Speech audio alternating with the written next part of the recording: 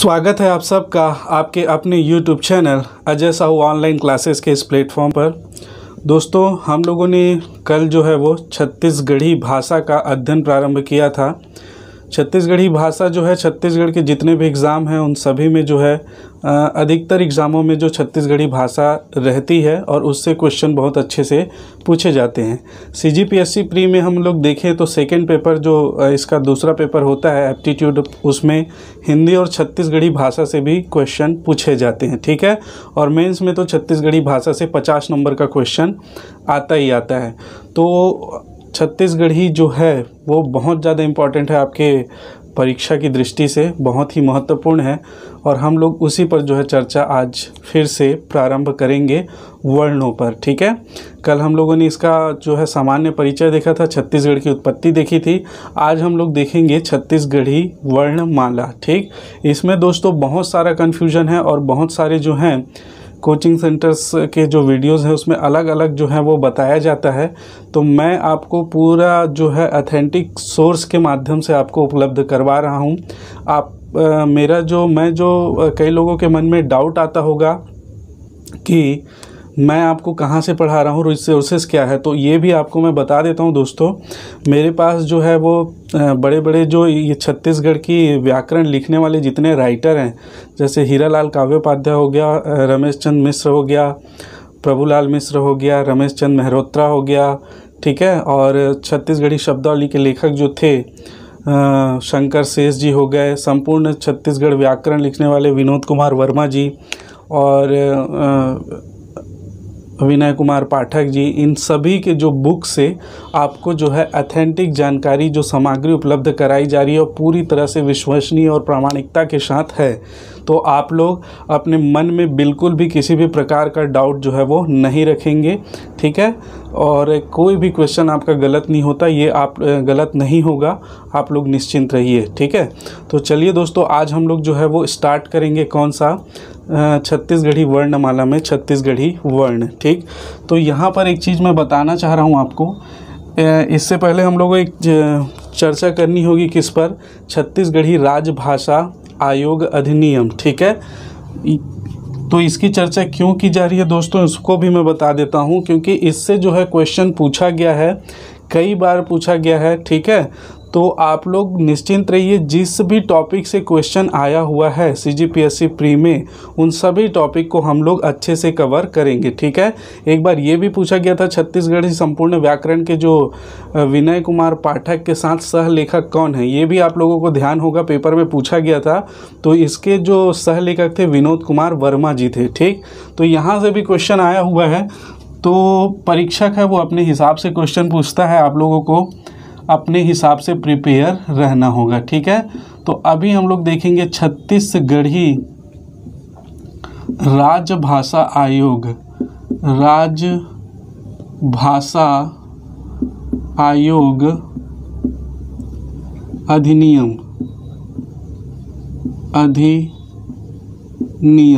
ठीक। तो ये छत्तीसगढ़ी राजभाषा आयोग अधिनियम जो है वो कब पारित हुई थी, तो ये पारित हुई थी 28 नवंबर 2007 में, ठीक है। ये कब पारित हुई थी, 28 नवंबर 2007 में छत्तीसगढ़ी राजभाषा आयोग अधिनियम। और ये प्रकाशित कब हुआ था, तो ये प्रकाशित हुआ था जुलाई 2008 में। प्रकाशित करवाते कौन हैं, तो ये राज्यपाल जी इसको प्रकाशित करवाए थे, ठीक है। तो ये ध्यान रखिएगा, छत्तीसगढ़ी राजभाषा आयोग अधिनियम 28 नवंबर 2007 में पारित हुआ था, यहाँ पारित हुआ था। और इसका प्रकाशन जो हुआ था वो कब हुआ था, 11 जुलाई 2008 में राज्यपाल द्वारा इसका प्रकाशन करवाया जाता है गैजेट में। तो आप लोग ध्यान में रखिएगा, ठीक है। और यहाँ से जो क्वेश्चन पूछा जाएगा आपको मेन है प्रथम अध्यक्ष। तो इसका जो प्रथम अध्यक्ष कौन था छत्तीसगढ़ी राजभाषा आयोग का, वो भी आपको ध्यान में रखना है। तो पहले थे पंडित श्यामलाल चतुर्वेदी,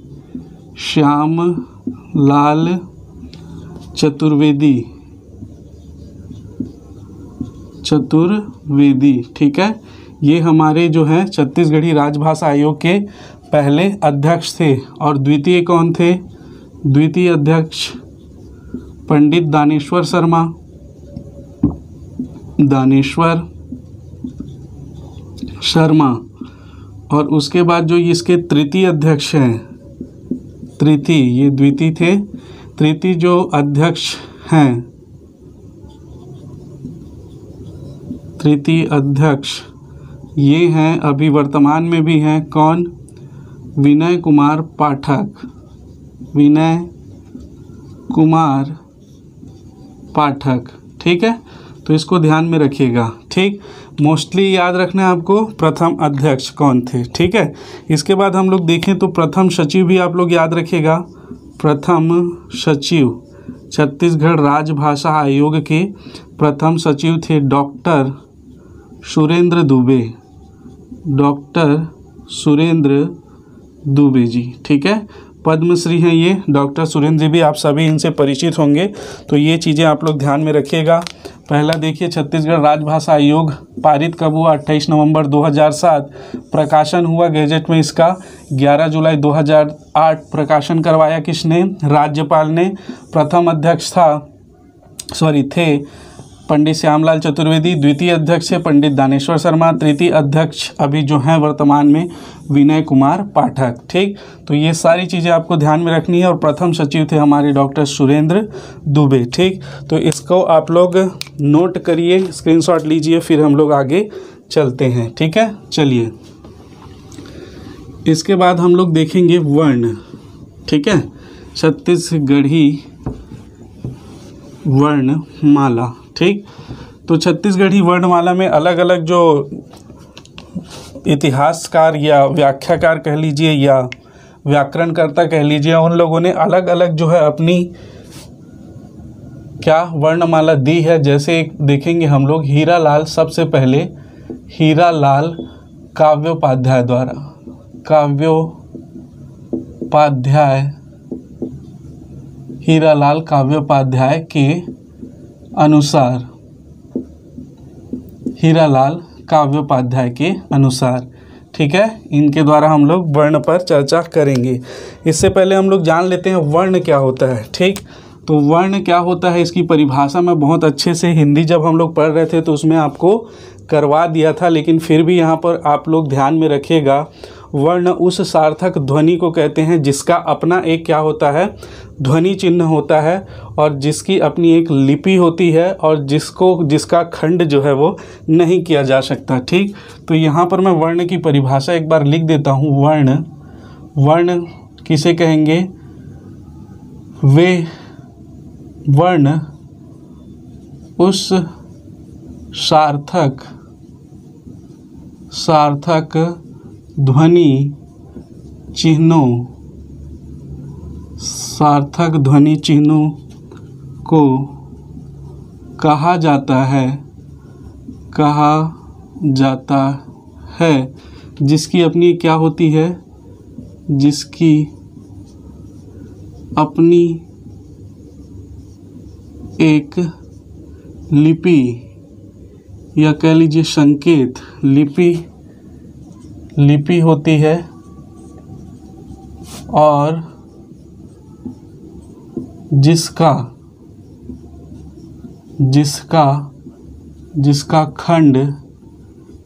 खंड नहीं किया जा सकता, ठीक है, जिसका खंड नहीं किया जा सकता। तो वे सार्थक ध्वनियाँ जिसकी अपनी क्या हो, एक लिपि हो और जिसका खंड ना किया जा सके, वे क्या कहलाते हैं? वर्ण कहलाते हैं, ठीक है। जब जो हम लोग ध्वनि उच्चारण करते हैं, जैसे आ जो उच्चारण किए, तो आ की अपनी एक लिपि है, ठीक, और आ का जो है खंड नहीं किया जा सकता, तो वे क्या कहलाते हैं? वर्ण कहलाते हैं। वे ध्वनियाँ जो क्या कहलाएंगी? वर्ण कहलाएंगी, ठीक है, जिनकी अपनी एक लिपि हो और जिनका जो है खंड ना किया जा सके, ठीक। तो ये तो हो गई वर्ण की परिभाषा। इसके बाद हम लोग देखते हैं हीरालाल काव्योपाध्याय जी के अनुसार वो कितने जो हैं वर्ण होते हैं, ठीक है। तो हीरालाल काव्योपाध्याय के अनुसार यहाँ पर पहले मैं लिख देता हूँ, स्वर वर्ण होंगे कितने? 10, व्यंजन वर्ण 31 और उच्छिप्त व्यंजन जो हैं वो होंगे 2। ठीक है, तो हम लोग एक एक पर जो है चर्चा प्रारंभ करते हैं। पहले हम लोग देखेंगे क्या? स्वर वर्ण। तो स्वर वर्ण 10 कौन कौन से हैं? तो ये ध्यान रखिएगा आप, आ, ई, बड़े ई, ऊ, बड़े ऊ, ए, ऐ, ओ और औ। ठीक, तो ये 10, 2, 2, 4, 2, 6, 2, 8 और 2, 10। ये 10 जो हैं वो क्या हैं? ये 10 जो हैं वो स्वर होते हैं हीरालाल काव्योपाध्याय जी के द्वारा। इन्होंने या छत्तीसगढ़ी व्याकरण में जो है इन्होंने री जो स्वर होता है उसको स्वीकार नहीं किया है। ठीक है, तो ये 10 स्वर मान्य हैं हीरालाल काव्योपाध्याय जी के द्वारा। अब व्यंजन देखेंगे हम लोग, 31 व्यंजन कौन कौन से हैं? तो हिंदी के ही व्यंजन हैं, आप लोग थोड़ा सा ध्यान दीजिएगा। जैसे हम लोग देखेंगे क वर्ग में 5 व्यंजन आ जाएंगे, कौन कौन से? क, ख, ग, घ, अंगा। ठीक है, क वर्ग हो गया। उसके बाद आ जाएगा क्या? च वर्ग, च, छ, ज, झ, य। ठीक है, य। इसके बाद ट वर्ग कौन कौन से हो जाएंगे? ट, ठ, ड, ढ, ण। ठीक, ये हो जाएंगे ट वर्ग। अब आ जाएगा त वर्ग। तो त वर्ग कौन कौन सा हो जाएगा? त, थ, द, ध, न। इसके बाद आ जाएगा प वर्ग। प वर्ग हो जाएगा प, फ, ब, भ, म। ठीक है, तो ये तो पांचों वर्ग हो गए हमारे। ठीक, ये क्या हो गए? पांचों वर्ग हो गए। क वर्ग, च वर्ग, ट वर्ग, त वर्ग और प वर्ग। इसके अलावा जो हैं, इसके अलावा अंतस्थ व्यंजन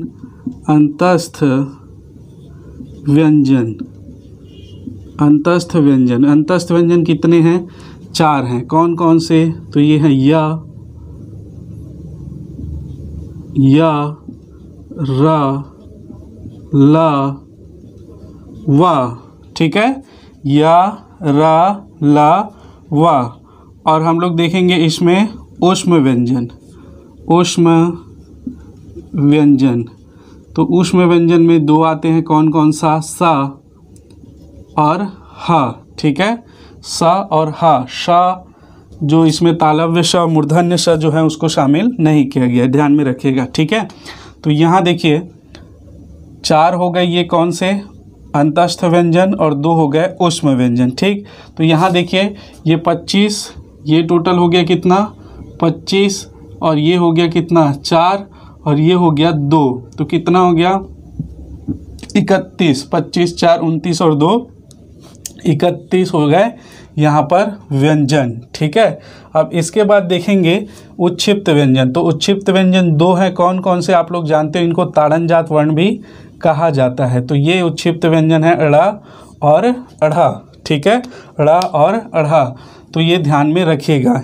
ये जो वर्गीकरण है वो किसके अनुसार है? वो हीरालाल काव्योपाध्याय जी के अनुसार है। ठीक, तो स्वर हो गए हमारे पास कितने? 10। व्यंजन हो गए कितने? 31। और जो उच्छिप्त व्यंजन हैं वो कितने हो गए? 2। ठीक है, तो टोटल जो संख्या हो जाएगी कितनी हो जाएगी? 43। ठीक, ध्यान में रखिएगा। अंतस्थ व्यंजन इसमें चारों आते हैं, य, र, ल, व एक चीज़। दूसरा ऊष्म व्यंजन में सिर्फ स और ह आएगा। ठीक है, श और ह आएगा। ठीक, तो इसको ध्यान में रखिएगा। इसके बाद देखिए आपको क्वेश्चन पूछता है हीरालाल काव्योपाध्याय जी के द्वारा स्वरों की संख्या कितनी है 10, व्यंजनों की संख्या कितनी है, तो व्यंजनों की संख्या आपको बतानी है, कुल व्यंजनों की संख्या जो इसमें हो जाएगी 33 हो जाएगी, ठीक है। और वर्णों की संख्या पूछे तो टोटल वर्ण जो हो जाएंगे वो कितने हो जाएंगे 43 वर्ण हो जाएंगे, ठीक है। तो आप इसका स्क्रीनशॉट ले लीजिए, फिर हम लोग आगे इस पर चर्चा करते हैं, ठीक। चलिए अब हम लोग देखेंगे नरेंद्र देव वर्मा के अनुसार जो है वो वर्ण कितने हैं, कितने माने गए हैं, ठीक है। किसके अनुसार? नरेंद्र देव वर्मा जी के अनुसार, ठीक। उसके बाद फिर और आगे जो है उन पर भी हम लोग चर्चा करेंगे, ठीक है। तो ध्यान में रखिएगा। चलिए तो अब हम लोग देखेंगे नरेंद्र देव वर्मा जी के अनुसार कितने वर्ण हैं। नरेंद्र देव वर्मा के अनुसार, ठीक है। तो नरेंद्र देव वर्मा जी के अनुसार कितने हैं वो देखेंगे। यहाँ देखिए क वर्ग में लिखा था, इसको पहले एक बार लिख देता हूँ, फिर हम लोग आगे चलते हैं, ठीक है। तो ये क हो गया, ये ख हो गया, ये ग हो गया। वैसे ही च वर्ग में च, छ हो गया और ये वर्ग हो गया, ठीक है। चलिए तो नरेंद्र देव वर्मा जी के अनुसार स्वर देखेंगे हम लोग। स्वर, तो स्वर कितने हो जाएंगे? स्वर हो जाएंगे 8। और संध्याक्षर, संध्याक्षर कितने हो जाएंगे? संध्याक्षर होंगे 2। और व्यंजन होंगे कितने? व्यंजन टोटल होंगे 35, ठीक है। तो ये ध्यान में रखिएगा। चलिए कैसे होते हैं उसको चर्चा करते हैं। सबसे पहले देखते हैं स्वर। तो स्वर कितने होते हैं? 8। तो इन्होंने जो स्वर माने हैं कौन कौन से? आ, छोटे ई, बड़े ई, ऊ, बड़े ऊ, ए और ओ। तो इनके अनुसार जो है स्वर कितने हैं? आ, ई, बड़े ई, ऊ, बड़े ऊ, ए और ओ, टोटल 8, ठीक। संध्याक्षर इन्होंने माना है कौन कौन सा? ए और औ, ठीक। और व्यंजन है 35। संध्याक्षर क्या है? तो यहाँ पर देखिएगा, संध्याक्षर कुछ नहीं है, संधि जो होती है वो वाली अक्षर को संध्याक्षर कहा गया है। इसमें जो है आप लोग देखिए, यहाँ जो ई है वो अ से मिलकर क्या हो जा रहा है? ई या में परिवर्तित हो जाता है, संधि हुई है, आ या में जुड़ जाएगा और ये क्या बन जाएगा? संध्याक्षर, ठीक है, संध्याक्षर, ठीक है। तो यहाँ पर यण स्वर संधि हुई है, आप लोग ध्यान में रखिएगा। संधि के जो अक्षर हैं उसी को क्या कहते हैं? संध्याक्षर इन्होंने कहा है, ठीक है। तो ये हो गया स्वर और संध्याक्षर 2, ठीक। टोटल हो गए कितने? 10। लेकिन यहाँ पर देखिए क्वेश्चन पूछा गया था नरेंद्र देव वर्मा जी के अनुसार स्वरों की संख्या कितनी है और आंसर लिया गया था 8, ठीक। तो 8 आप लोग लगाएंगे अगर इनके अनुसार जो है स्वरों की संख्या पूछी जाती है। अब आ जाइए व्यंजन पर चलते हैं।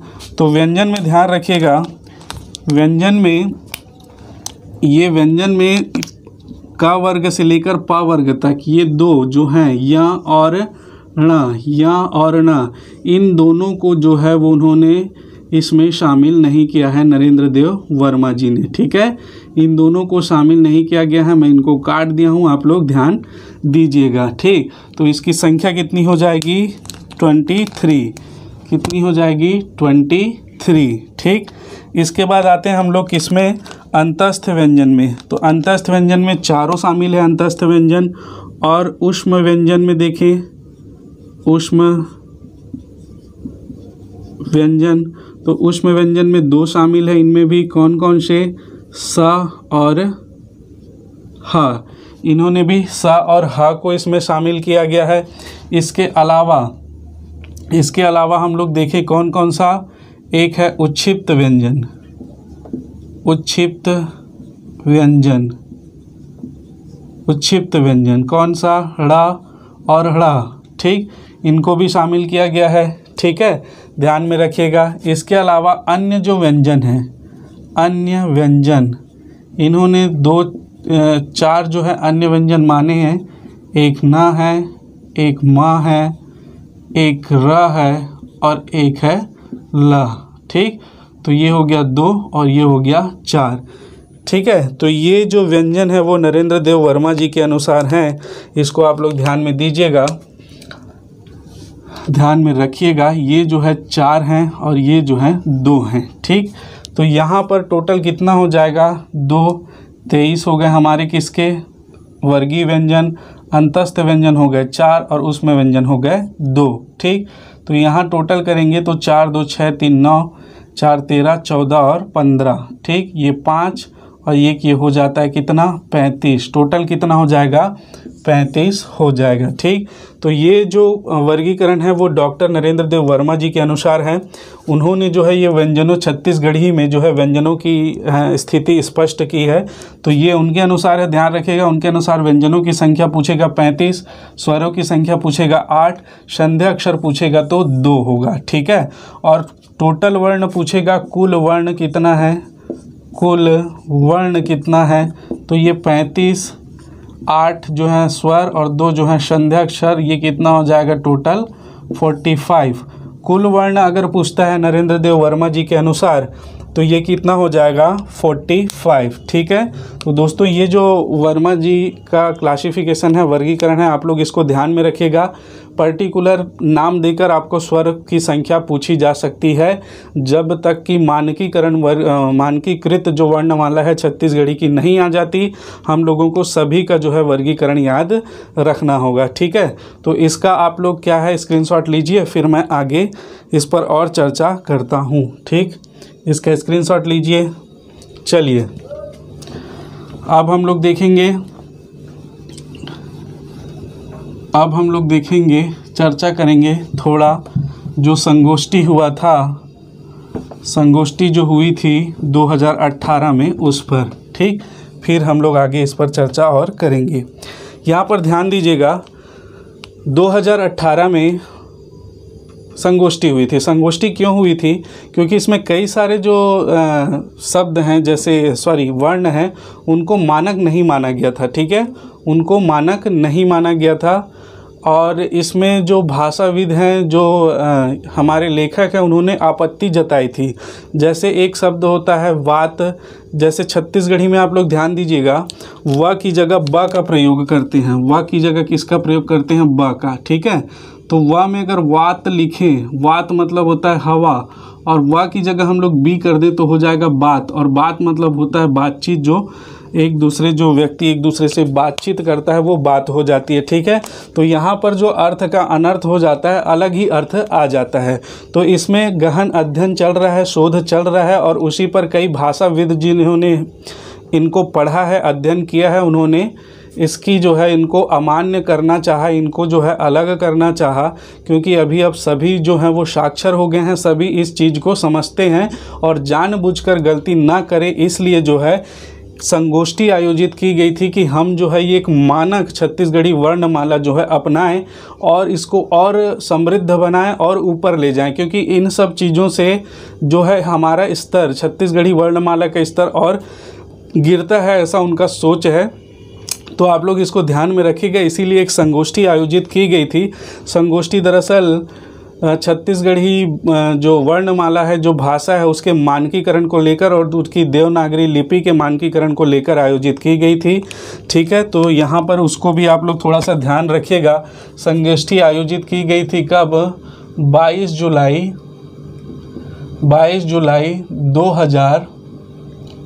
2018 को, 22 जुलाई 2018 को आयोजनकर्ता थे विनोद कुमार वर्मा जी, डॉक्टर विनोद कुमार वर्मा जी। ठीक है, आयोजनकर्ता थे।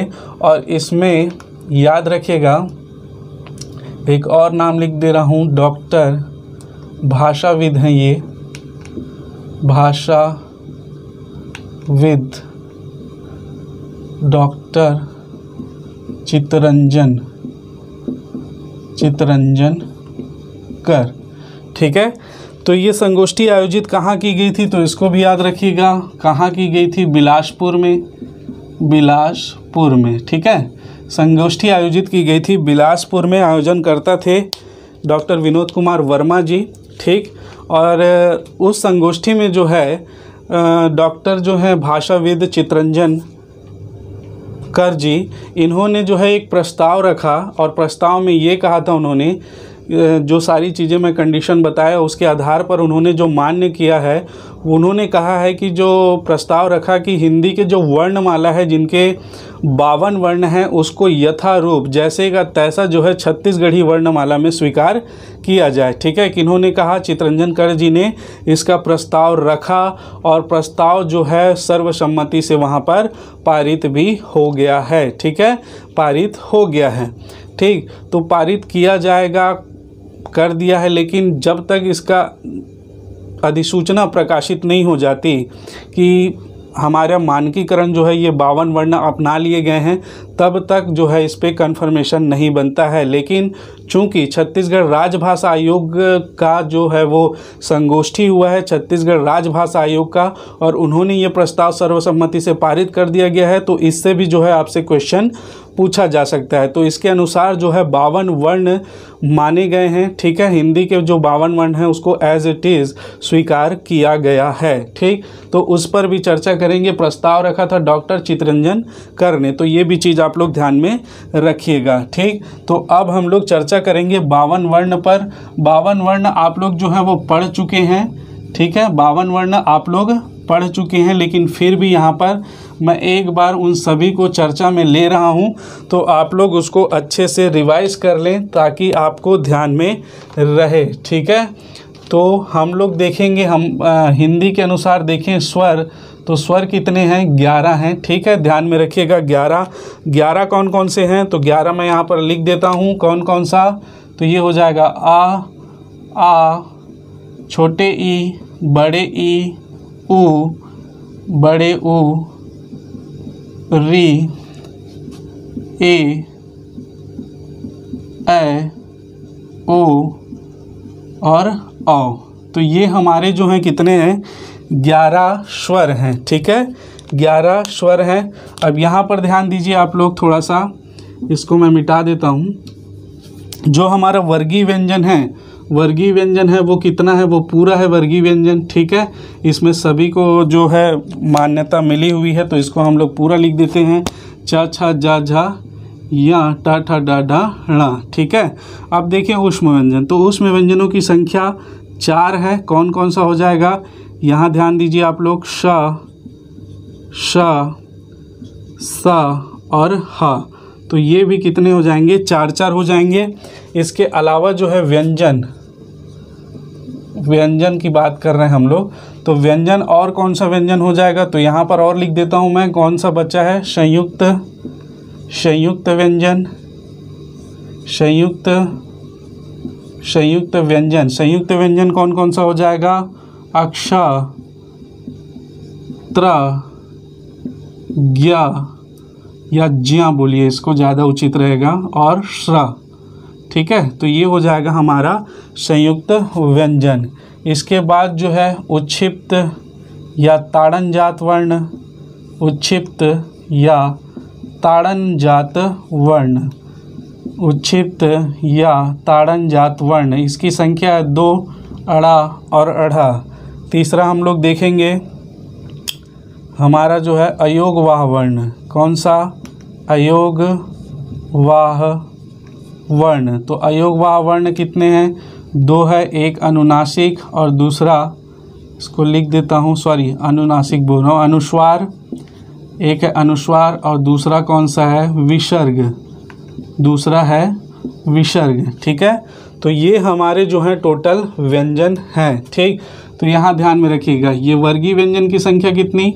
25, ठीक। तो यहाँ पर अपन टोटल करेंगे, ये स्वर हो गया 11, ठीक है। तो यहाँ पर लिख देता हूँ मैं 25 और स्वर कितने हैं? 11, ठीक। अंतस्थ व्यंजन 4, ऊष्म व्यंजन 4, संयुक्त व्यंजन 4, और इन दोनों को मिला दें उच्छिप्त और अयोगवाह व्यंजन, तो ये भी हो जाएगा कितना? 4। तो ये क्या हो जाएगा कितना? 5 और 1 6, 4 10, 4 14, और 14 और 4 18, और 4 22, 2, 3, 4 और 5, ये टोटल कितने हो जाते हैं आप लोग टोटल कर लीजिएगा, 52 वर्ण हमारे हो जाते हैं। ठीक है, टोटल कितने वर्ण हो जाते हैं, 52 वर्ण हमारे हो जाते हैं। ठीक, तो ये 52 वर्ण को स्वीकार किया गया है किसके द्वारा, छत्तीसगढ़ी राजभाषा आयोग के द्वारा। तो इससे भी आपको क्वेश्चन पूछा जा सकता है, तो ये भी आप लोग ध्यान में रखिएगा। ठीक है, तो चलिए इसका आप स्क्रीनशॉट लीजिए। फिर हम लोग अब चर्चा करेंगे किस पर, ये जो क्वेश्चन मोस्ट इम्पॉर्टेंट बनता है इसमें जो भाषा वाले चैप्टर से, उच्चारण स्थान पर। ठीक है, तो हम लोग देखेंगे अब इसका क्या, उच्चारण स्थान पूरे के पूरे वर्णों का। ठीक है, तो आप अब हेडिंग डाल सकते हैं किसका, वर्णों का उच्चारण स्थान। ठीक, अब एक चीज़ याद रखिए दोस्तों, यहाँ पे मैं पूरे 52 के 52 वर्णों का उच्चारण स्थान आपको बता रहा हूँ। कितना, 52 के 52 वर्णों का उच्चारण स्थान आपको बता रहा हूँ।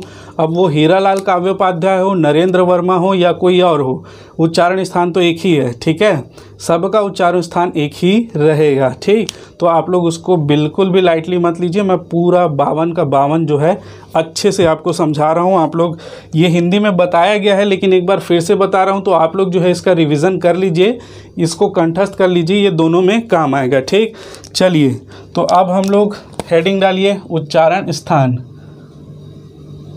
उच्चारण स्थान।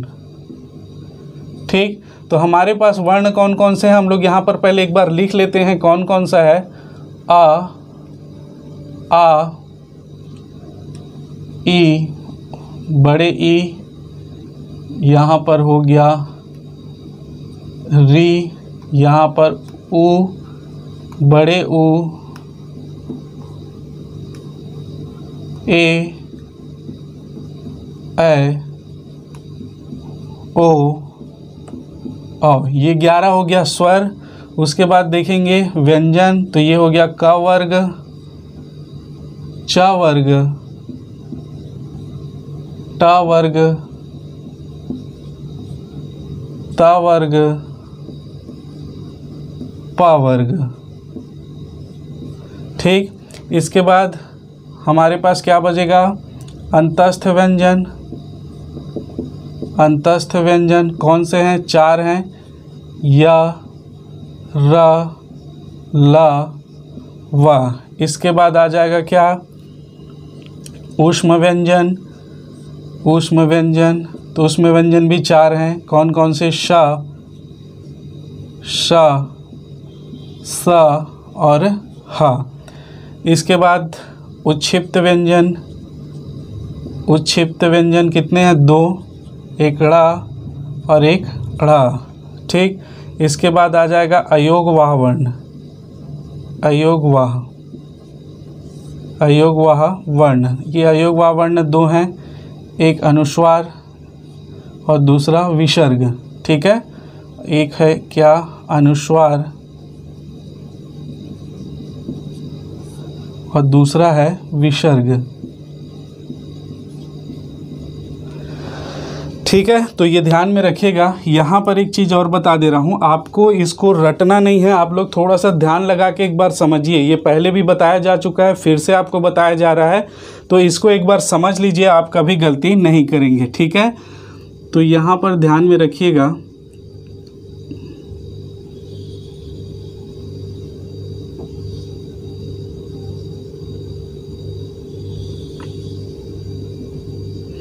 ठीक है, तो ये ध्यान रखिए, ये मानव के अंदर का जो है भाग मैं बनाया हूँ, मुख के अंदर का भाग। ठीक है, ध्यान रखिए, ये ऊपर का भाग है मुंह के अंदर का, तालू, ये दांत है। ठीक, और यहाँ पर ये होंठ हैं। ठीक है, आपके समझाने के लिए है, मेरे को डायग्राम ज़्यादा अच्छे से बनाना नहीं आता, तो आप लोग सिर्फ समझिए। तो ये सबसे पहले क्या आ जाएगा, ये क्या होता है, कंठ।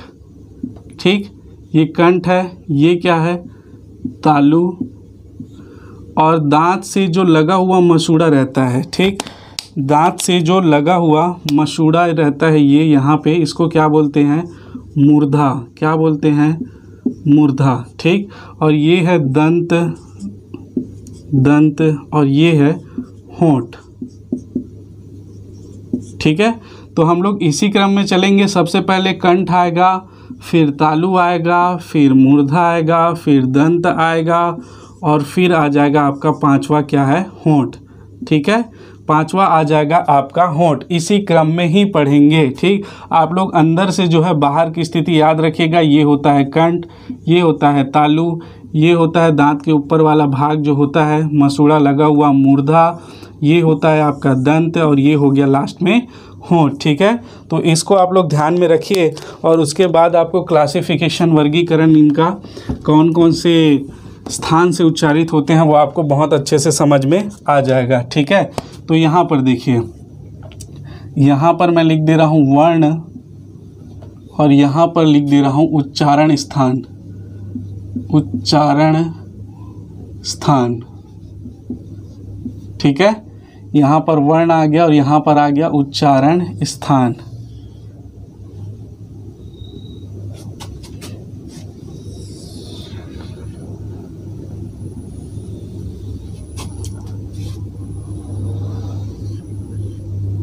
ठीक, चलिए तो हम लोग अब इसको पूरे को देखते हैं कि कहाँ कहाँ से उच्चारण इसको कैसे किया जाता है। ठीक है, चलिए तो सबसे पहले हम लोग स्वरों में से लेंगे अ और आ को। स्वरों में से किसको लेंगे, अ और आ को। ठीक, तो इसमें ले लिए अ और आ और हो गया क्या, आ। ठीक, अब इसमें से व्यंजन में से लेंगे क वर्ग, तो ये आ जाएगा क वर्ग, क वर्ग आ गया। ठीक, उसके बाद लेंगे हम लोग कौन सा, विसर्ग। इसमें से अयोग व वर्ण में से इसमें आ जाएगा कौन सा, विसर्ग। ठीक है, तो ये हो गया हमारा फर्स्ट। अब मैं इसमें आपको बताया था अंदर से, मुख के अंदर से बाहर की ओर चलेंगे। तो सबसे अंदर किसका उच्चारण हो रहा था, कंठ, तो इसका उच्चारण स्थान क्या हो जाएगा, कंठ। ठीक है, क्लियर हुआ। ठीक, चलिए अब दूसरा हम लोग लेंगे कौन सा, स्वरों में से ई और ई, तो ये ले लिए ई और ई। ठीक, इसके बाद हम लोग लेंगे इसमें से दूसरा कौन सा, च वर्ग, व्यंजन में से, तो ये आ जाएगा च वर्ग। ठीक है, इसमें से आ गया च वर्ग। अब देखिए अंतस्थ व्यंजन में से एक लेंगे या और उसमें व्यंजन में से एक लेंगे हम लोग श। ठीक है, तो इसमें से ले लिए कौन कौन सा, या और दूसरा हम लोग ले लिए कौन सा, श। अब देखिए कंठ के बाद ऊपर क्या आया था, तो उसको ध्यान में रखिएगा आप, क्या आया था हम लोग, क्या आता है, तालु, तो इसका स्थान कहाँ हो जाएगा, तालव्य। ठीक है, तालव्य हो जाएगा। इसके बाद देखिए यहाँ पर जो है क्या है, री। ठीक, री आएगा तो यहाँ पर लिख लेते हैं ऋषि का री। और उसके बाद देखें वर्गों में से कौन सा आ जाएगा, तो ट वर्ग आएगा वर्गों में से, तो यहाँ लिख लेते हैं ट वर्ग। ठीक है, ट वर्ग। उसके बाद देखें अंतस्थ व्यंजन से एक लेंगे रा और उसमें व्यंजन से एक लेंगे हम लोग श, तो यहाँ ले लेते हैं रा और श। ठीक, अब याद रखिए उच्छिप्त व्यंजन जो है, उच्छिप्त व्यंजन के दोनों जो हैं किस प्रजाति के हैं, ट वर्ग के प्रजाति के हैं, तो ये दोनों भी इसमें आ जाएगा अड़ा और अढ़ा। ठीक है, अब याद कीजिए ये हो गया हमारा तीसरे नंबर का कंठ। तालव्य के बाद क्या आता है, मूर्धा, तो इसका उच्चारण स्थान होगा मूर्धन्य। ठीक है, क्या हो जाएगा, मूर्धन्य हो जाएगा। ठीक, इसके बाद देखेंगे हम लोग क्या बचा है, तो इसमें से हम लोग अभी छोड़ देंगे क्योंकि इसके बाद जो है क्या आ जाएगा, दंत आएगा, तो ये सारी चीज़ें छोड़ देंगे। वर्गों में व्यंजन में लेंगे हम लोग त वर्ग, स्वरों को छोड़ देंगे, व्यंजन में हम लोग लेंगे त वर्ग। ठीक है, व्यंजन में लिए त वर्ग, अंतस्थ व्यंजन में लेंगे ला और उसमें व्यंजन में लेंगे श, तो यहाँ आ जाएगा ला और आ जाएगा आपका श। ठीक है, अंतस्थ और उसमें व्यंजन से क्या क्या आ गया, ला और श। ठीक है, अब यहाँ पर देखिए और कुछ नहीं बचा है, तो ये हो गया हमारा त वर्ग। और त वर्ग का उच्चारण स्थान देखेंगे दांत से होता है, तो ये हो जाएगा दंत्य। ठीक है, क्या हो जाएगा, दंत्य। त था, द धा, त था, द धा, न, ला और सा। ठीक, तो ये किसमें आ जाएगा, दंत्य। ठीक है, इसके बाद देखेंगे हम लोग नेक्स्ट जो बचा है कौन कौन सा, उ। स्वरों में देखें उ और बड़े उ। ठीक, वर्गों में देखें तो प वर्ग, तो यहाँ पर लिख दीजिए प वर्ग। ठीक, अब इसके बाद ध्यान दीजिए कौन कौन सा बचा है, तो ये बचा है व और ह को छोड़ दो आप लोग, तो यहाँ पर लिख दो वा। ठीक, अब इसके बाद जो है इसका उच्चारण स्थान क्या हो जाएगा, ओष्ठ्य। क्या हो जाएगा, ओष्ठ्य हो जाएगा। ठीक है, तो क्योंकि दंत के बाद मैं बताया था उ पा वर्ग और वा किस में उच्चारित होगा, ओष्ठ में उच्चारित होता है। ठीक है, तो इसको आप लोग ध्यान थोड़ा सा दीजिएगा। अब देखिए हमारे पास बचा क्या क्या है, जो बचे हुए हैं उनको हम लोग देखते हैं क्या क्या बचा हुआ है। ठीक, तो ये बचा हुआ देखिए आप लोग, यहाँ पे देखिए क्या क्या बचा है, ए ओ और औ। तो यहाँ पर लिख देता हूँ मैं, सॉरी यहाँ पर लिख देता हूँ मैं ए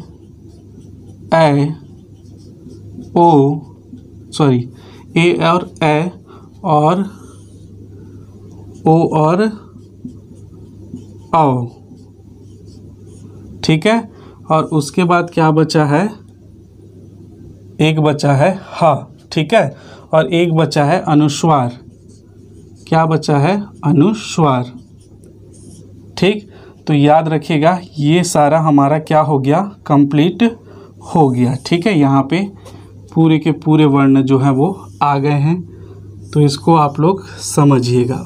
ठीक, देखिए अब बचा है ए और ए, तो ये ध्यान रखिएगा ए और ए का जो है उत्पत्ति कैसे होती है, इनका उच्चारण कैसे होता है।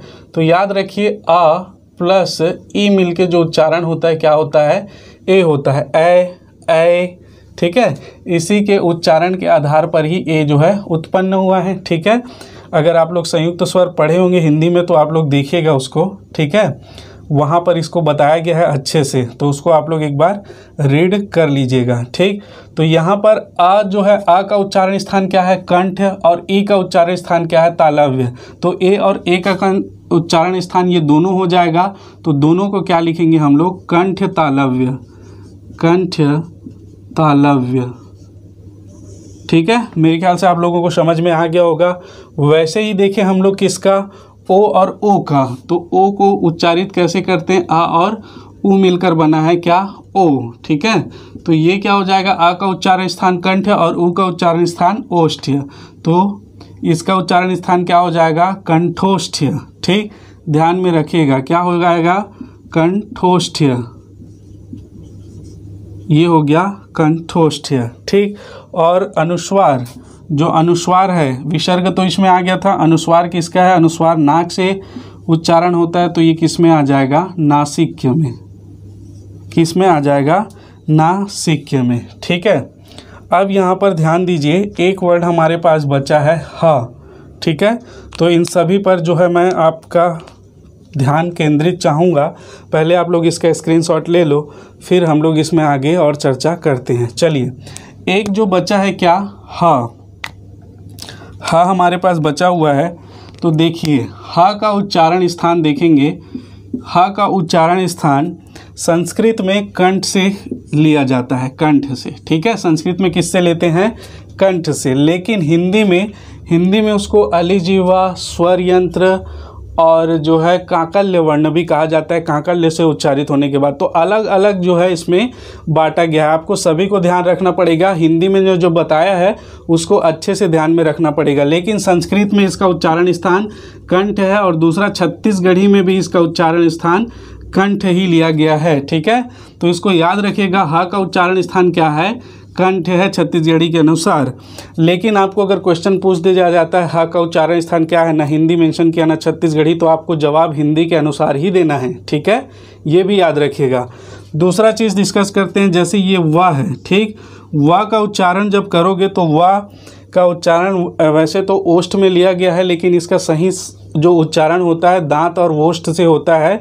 इसको दंतोष्ठ जो है भी कहा जाता, दंतोष्ठ से उच्चारण स्थान भी इसका लिया जाता है। ठीक है, अब इसमें व का ओष्ठ से और दंतोष्ठ से दोनों से होता है, तो अगर दोनों ऑप्शन में आ गया तो क्या करेंगे, तो दोनों अगर ऑप्शन में आता है ओष्ठ और दंतोष्ठ, दोनों आपका अगर ऑप्शन में आता है तो आप सबसे पहले प्राथमिकता किसको देंगे? दंतोष्ठ को देंगे, उसके बाद ओष्ठ को देंगे अगर दंतोष्ठ नहीं रहा तो। ठीक है, पहला चीज़ ये। दूसरा आप लोग ध्यान में रखिएगा, जैसे क वर्ग, च वर्ग, टा वर्ग, ता वर्ग और प वर्ग है, ये सारे जो उच्चारण स्थान हैं इसके अकॉर्डिंग हम लोग कंठ, तालव्य, मूर्धन्य, दंत, ओष्ठ तो दिए हैं, लेकिन इनका जो मेन उच्चारण स्थान है वो नासिका से, जो जब इसका उच्चारण करते हैं नासिका से हवा निकलती है, नासिक के इसका लिया जाता है। ठीक है, तो आप लोग इसको भी ध्यान में रखिएगा। ठीक है, हिंदी में क्वेश्चन पूछा गया है और हिंदी में आप लोग जवाब ऐसे देंगे कि जब पूछा जाएगा कि ये पंचम अक्षर जो हैं सभी वर्ग के, उसका उच्चारण स्थान, और ऑप्शन में है आपका नासिक्य और है आपका पंचम अक्षर के सभी के नहीं, जैसे क वर्ग का पंचम अक्षर दे दिया अंगा, उसका उच्चारण स्थान पूछता है और कंठ और नासिक्य दोनों उदाहरण में हैं, तो पहला चॉइस आपका नासिक्य रहेगा, दूसरा जो है वो किस में रहेगा? दूसरा जो है आपका कंठ में रहेगा।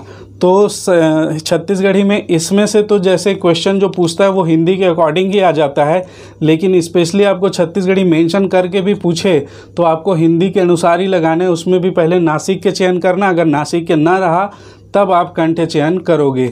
इसको और डिटेल से आपको बताया गया है हिंदी का, अगर लेक्चर आप नहीं देखें तो उसको आप लोग पहले देख लीजिए। ठीक है, वैसे ही सभी वर्णों के आ जाएंगे, जैसे च वर्ग का अंतिम वर्ण हो गया च, छ, ज, ज, या, तो या अगर देता है तो सबसे पहले प्राथमिकता नासिक के, उसके बाद आप लोग देंगे तालव्य को। ठीक है, और ये सारी चीज़ें जो है बहुत ही महत्वपूर्ण हैं, तो इसका जो है आप लोग स्क्रीनशॉट ले लीजिए।